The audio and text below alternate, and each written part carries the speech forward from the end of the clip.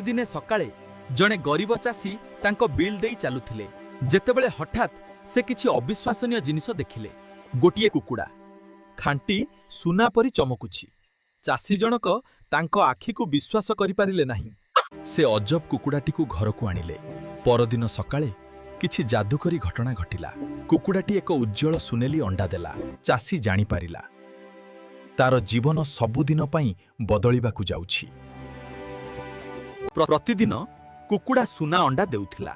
ଚାଷୀ ଧନୀ ହୋଇଗଲା, କିନ୍ତୁ ଶୀଘ୍ର ଲୋଭ ତାଙ୍କ ହୃଦୟକୁ ଭରିଦେଲା।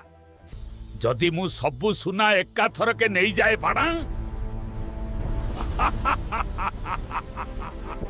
କିନ୍ତୁ ତାଙ୍କ ଲୋଭ ସବୁକିଛି ନଷ୍ଟ କରିଦେଲା।